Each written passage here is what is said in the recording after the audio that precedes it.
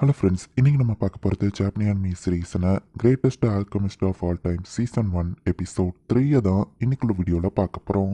Actually இந்த எபிசோடில் சில விஷயங்களை சீரியஸாக காமிக்க ட்ரை பண்ணியிருப்பாங்க. பட் அது நமக்கு காமெடியாக தான் தெரியும். அப்படிங்கிறதுனால முடிஞ்ச அளவுக்கு நான் அதை சீரியஸாக எக்ஸ்பிளைன் பண்ண ட்ரை பண்ணுறேன். சரி வாங்க நம்ம வளவலன்னு பேசாமல் இன்னைக்குள்ள கதைக்குள்ள போகலாம். இன்னைக்கு நம்ம பார்க்க போகிறது greatest alchemist of all time season 1 episode 3. இது சின்ன பசங்களுக்கான இடம் இல்ல, வீட்டுக்கு போயிரு அப்படின்னு வா சொல்றா. இப்ப மோலன் அப்படிங்கிற அந்த ஸ்லேவ் ட்ரேடரை பார்க்க வந்திருக்காங்க. மிஸ்டர் டாகமி ப்ரொடக்ஷன் பண்றவரு அவரோட விஷயங்கள் சீக்கிரட்டா இருக்கணுங்கிறதுக்காக தான் ஸ்லேவ் ட்ரேடிங்க்கு வந்திருக்கோம் அப்படின்னு பாப்பக் சொன்னா. பட் நான் பிறந்த இடத்துல இந்த ஸ்லேவ் விஷயங்கள்லாம் கிடையாதுன்னு நம்ம ஹீரோ சொல்றான். கவலைப்படாத, எங்க ஸ்லேவ் ரைட்ஸ்னு சொல்லிட்டு அவங்களுக்கும் சில சட்டங்கள் இருக்கு. ஸ்லேவ் சமோசமெல்லாம் நடத்தக்கூடாது அப்படின்னு சொல்லி அந்த மோலன் எக்ஸ்பிளைன் பண்ணிட்டு இருக்கா. அப்போ சரி ஓகேன்னு சொல்லிட்டு நம்ம ஹீரோவும் ஸ்லேவை வச்சுக்கலாம் அப்படின்னு முடிவு பண்றான். ஸ்லேவ்ஸா வர்றவங்க கடன் வாங்கிட்டு அதை திரும்ப கட்ட முடியாம அந்த கடன் திரும்ப அடையிற வரைக்கும் ஸ்லேவா இருப்பாங்க. இல்லையா கிரிமினலா ஜெயில இருந்தவங்க, வார்ல மாட்டிக்கிட்டவங்க, திருடங்களால கடத்தப்பட்டு ஃபோர்ஸ் பண்ணி பட்டப்பட்டவங்க, இந்த மாதிரி நிறைய ஸ்லேவ்ஸ் இருக்காங்கன்னு எக்ஸ்பிளைன் பண்ணிட்டு நம்ம ஹீரோக்கு எந்த மாதிரி வேணும்னு கேட்கவும், ப்ரொடக்ஷன் ஒர்க் பண்றவன் என் வீட்டு வேலையை கொஞ்சம் பாத்துக்கிடணும், அட்வென்ச்சர் ஸ்கில் லெவல மாசத்துக்கு ஒரு ரெக்வஸ்ட் முடிக்கணும், ஸோ என்னை ப்ரொடெக்ட் பண்ற மாதிரியும் ஒரு பர்சன் வேணும்னு சொல்லவும், மேன்ஷனையும் பாத்துக்கிடணும், பாடி கார்டா அவங்களை ப்ரொடெக்டும் பண்ணணும் அப்படின்னு உங்களுக்கு 2 ஸ்லேவ் தேவையான்னு மோலன் கேட்கிறா. இப்ப மரியா அப்படின்னு சொல்லி ஒரு பொண்ணு அவங்க கூப்பிட்டு விடுறாங்க. இந்த பொண்ணு ஹவுஸ் ஹோல்ட் ஒர்க் எல்லாம் பாத்துக்கிடுவா. திருடங்களால கடத்தப்பட்டு வந்தவா, இவளுக்கு ஃபேமிலியே கிடையாதுன்னு அவங்க சொல்றாங்க. மேன்ஷன்ல இத்தனை ரூம் இருக்கு, இவ்வளவு பெருசு உன்னால பாத்துக்கிட முடியுமான்னு கேட்கவும் அந்த மரியாவும் சரி அப்படின்னு சொல்றா. உன்ன மாதிரி அழகான பொண்ணு அவைலபிள் இருக்கிறது எனக்கு ஆச்சரியம் தான் ஹீரோ சொல்லவும், நான் வீட்டு வேலை மட்டும் தான் பண்ணுவேன், வேற எதுவும் அந்த மாதிரி விஷயங்கள்லாம் பண்ண மாட்டேன்னு சொல்லவும், நீ அந்த மாதிரி விஷயங்கள்லாம் பண்ண வேண்டாம் அப்படின்னு நம்ம ஹீரோ சொல்றான். வீட்டு வேலை மட்டும் பார்த்தா போதுமான்னு கேட்கவும் அது மட்டும் போதும் நம்ம ஹீரோ சொல்றான். கான்ட்ராக்ட போடலாமான்னு மோலன் கேட்கிறா. சரி நம்ம ஹீரோவும் சொல்றான். பாடி கார்டா இருக்கக்கூடிய வார்ஸ்லேவ் எதுவும் என்கிட்ட இல்லைன்னு சொல்லவும், சோஃபியா இருக்காங்களேன்னு மரியா சொன்னா. இதுல நீ தலையிடாதன்னு மோலன் சொல்லவும், யார் அந்த சோஃபியா நம்ம ஹீரோ கேட்கிறான். அவகிட்ட சில பிரச்சனைகள் இருக்கு, உனக்கு செட் ஆக மாட்டா அப்படின்னு சொல்லவும், நான் அவளை பார்க்கலாமா நம்ம ஹீரோ கேட்கிறான். நம்ம ஹீரோவோட இன்ட்யூஷன் ஸ்கில் தான் வந்து இதை சொல்லுது. சோஃபியாவை பார்க்கணும் நம்ம ஹீரோவா ஆர்வமா போறான். 50 வருஷத்துக்கு முன்னாடி நடந்த ஒரு எல்ப்ஸோட வார்ல வந்துட்டு இவ ஒரு வாரியரா இருந்திருக்கான்னு அவங்க சொல்றாங்க. அவ காதுல பெரிய காயம் ஏற்பட்டிருக்கு, அவளோட கை காலை ஈஸியா அவளால அசைக்க முடியாது, அவளோட மேஜிக்கோ சீல் பண்ணப்பட்டிருக்கு, இது ஏதோ கோர்ஸ் நினைக்கிறேன் மோலன் சொல்லவும், அவட நான் தனியா பேசலாமா நம்ம ஹீரோ கேட்கறான். சரின்னு அவங்களும் கிளம்புறாங்க. அவங்க சொன்ன மாதிரி தான் நான் அவங்களுக்கு யூஸ்ஃபுல்லா இருக்க மாட்டேன், நான் ரொம்ப வீக்கான ஆளு அப்படின்னு அவ சொல்றா.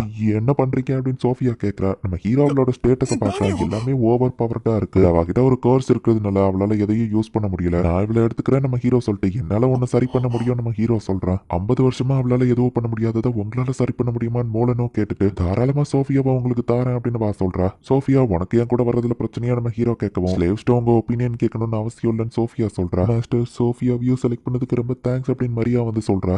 இப்போ இவங்களோட ஸ்லேவ் கான்ட்ராக்டை வந்துட்டு நம்ம ஹீரோக்கு வந்துட்டு அந்த மோலன் டிரான்ஸ்ஃபர் பண்றா.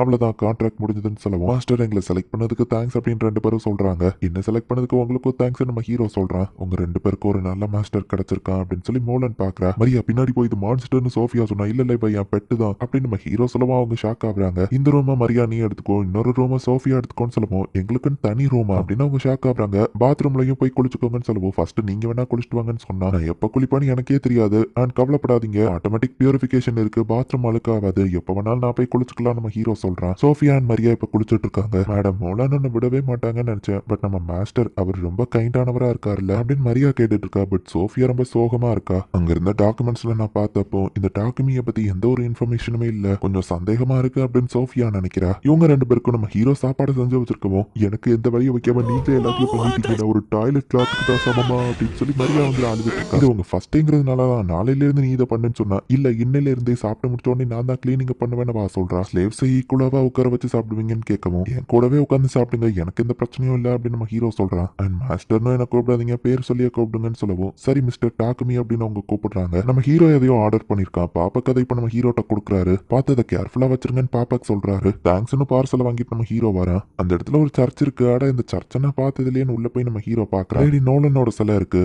உங்களுக்கு ரொம்பவே தேங்க்ஸ், இந்த இடத்துல வந்து நான் கஷ்டமே படல. டோனியா என் பேர் தான் கண்ட்ரியில இருக்கிற ரிலீஜியஸை கண்ட்ரோல் பண்றாங்கன்னு கேள்விப்பட்டேன், பட் அவங்கள பத்தி நீங்க எதுக்கு குறை சொன்னீங்க அப்படின்னு சொல்லி நம்ம ஹீரோ யோசிக்கிறான். ஏன்னா அவங்க என்னைய கும்பிடல அப்படின்னு எழுதி நோலன் சொல்றா. இது எப்படி பாசிபிள் நம்ம ஹீரோ கேட்கறான். நீ ப்ரே பண்ணதுனால இங்க வந்துட்ட. சிடோனியா என் பேர் சர்ச் ஆஃப் டிவைன் லைட்னு வச்சிருக்காங்க, அதுக்கும் எனக்கும் சம்பந்தம் கிடையாது. சர்ச் ஆஃப் கிரியேஷன் தான், நான் சர்ச் ஆஃப் லைட் வந்து இல்லாத ஒரு கடவுளை அவங்க கும்பிட்டு இருக்காங்க. சர்ச் ஆஃப் லைட் இன்ஃபுளுன்ஸை பரப்பணும்னு மக்களை ஃபோர்ஸ் பண்ணி அந்த ரிலீஜியனுக்குள்ள கொண்டு வராங்க. அதனாலதான் சிடோனியா என் பேர் மோசம்னு சொன்னேன். பட் இந்த மாதிரி சில்லற விஷயத்துல எல்லாம் காட சொன்ன நான் இன்டர்ஃபியர் ஆக மாட்டேன் அப்படின்னு வா சொல்றா. அதனாலதான் அவங்க சமனிங்ல நான் இன்டர்ஃபியர் ஆனல நம்ம ஹீரோ கேட்கவும், அதுக்கு தான் உனக்கு என் பிளஸிங்க கொடுத்துருக்கேன், பட் இது நாள் வரை நீ சொகுசா வாழ்ந்த வாழ்க்கை முடிய போது. கிட்டத்தட்ட இவ்வளவு நாள் இருந்தது ஒரு டியூட்டோரியல் பீரியட் மாதிரின்னு சொல்லலாம். பட் இனிமேல் தப்பான ஆளுங்களும் உன்கிட்ட நெருங்குவாங்க அப்படின்னு சொல்லவும், என்ன பார்த்த எல்லாருமே என்கிட்ட நல்லபடியா நடந்துக்கலாங்களேன்னு யோசிச்சேன். அது லேடி நோலனோட பிளெஸிங் தானே நம்ம ஹீரோ யோசிக்க. இதுக்கு மேல உன்னோட ஆக்ஷன்ஸ் தான் நீ பண்ற விஷயங்களை தீர்மானிக்கும் லேடி நோலன் சொல்றா. ஒரு வருஷம் கழிச்சு காமிக்கிறாங்க. சிடோனியாக்கு இங்க சமன் பண்ண போகிற ஹீரோஸ் எப்படி இருக்காங்கன்னு கேட்கவும், 2 பேருக்கும் ட்ரைனிங் கொடுத்துட்டு இருக்கோம். அவங்க ஸ்ட்ரென்த் கண்டிப்பா நமக்கு தேவை. லேடி எலிசபெத் பேசினதுக்கு அப்புறமா அவங்கள சுச்சுவேஷனை புரிஞ்சுக்கிட்டாங்க அப்படின்னு ஒருத்தன் கிங் கிட்ட சொல்றான். பேட்டில் ஃபீல்டுல இப்பெல்லாம் வெயிட் பண்ணிட்டு இருக்க கூடாது அப்படின்னு சொல்லி அவங்களுக்கு ட்ரைனிங் கொடுத்து திட்டிட்டு இருக்காங்க. ஏமாட்டோங்கிறவன் இடத்துலயும் ஜூடோ பிராக்டிஸ் பண்ணவன் ஆக்கனே நீங்க ட்ரைனிங் பண்ணலையான்னு கேட்கவும், எனக்கு வைலன்ஸ் பிடிக்காதுன்னு ஆக்கனே சொல்றா. இது வைலன்ஸ் கிடையாது, இந்த வேர்ல்டுக்கு தேவையான ஸ்ட்ரென்த் அப்படின்னு எலிசபெத் அந்த இடத்துல வந்து நிக்கவும், இந்த லேடி இவா டேஞ்சரஸ் ஆனவா அப்படின்னு சொல்லி அக்கானே பாக்குறா. நான் வீட்டுக்கு வந்துட்டு நம்ம ஹீரோ போனா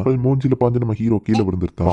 சோஃபியா இருக்க பக்கம் டக்கு நம்ம ஹீரோ அதை மறைய வச்சிருந்தான். அந்த பேக்கேஜ்ல என்னமோ இருக்கு அப்படின்னு சொல்லி சோஃபியா சந்தேகப்படுறா. நம்ம ஹீரோ அவன் ஒர்க் ஷாப்ல இருக்கவும் என்ன பண்றான்னு இவ போய் எட்டி பார்த்தா வச்சு தன்னோட கையவே நம்ம ஹீரோ அறுத்துக்கிட்டு ஹீல் கியூர்னு அதை சரி பண்றான். லெவலப் ஆகுறதுக்காக நான் இவ்வளவு கஷ்டப்பட வேண்டியது இருக்கு. மரியா ஏன் தான் இப்படி இருக்காளோ நம்ம ஹீரோ சொன்னா. மரியா நீ அவளை என்ன பண்ண போற, மட்டும் ஏதாச்சும் ஆச்சுன்னா அப்படின்னு சொல்லிட்டு இப்ப சோஃபியா மயங்கி இருக்கா. லைட்டா சோஃபியா ஃபாஸ்டா நடந்து வந்ததுக்கே அவ மயங்கி விழுந்துட்டா. அவ கையிலயும் அடிபட்டிருக்கு. கோர்ஸ் தான் இருக்க காரணமா நம்ம ஹீரோ அவளை ஹீல் பண்ணா. லைட் மேஜிக் நம்ம ஹீரோக்கு லெவலப் ஆயிடுச்சு. மரியா ஸ்ட்ரெஸ் ஆனாலும் எக்ஸைட் ஆனாலும் இப்படிதான் மயங்கி விழுந்துருவான்னு சொல்லுவோம். டிஸ்பெல் கியூர் ஹை ஹீல் அப்படின்னு சொல்லி மேஜிக்கை நம்ம ஹீரோ யூஸ் பண்றான். சோஃபியாவோட வெட்டப்பட்ட காதும் திரும்ப வளர்ந்துருது. இப்போ அவளால பழையபடி ஃபைட் பண்ண முடியும் அப்படின்னு நம்ம ஹீரோ சொல்றான். நான் எங்க இருக்கேன் அப்படின்னு சோஃபியா பாக்குறா. டாக்குமி தான் உன்னை இங்க தூக்கிட்டு வந்தாருன்னு சொல்லுவோம்.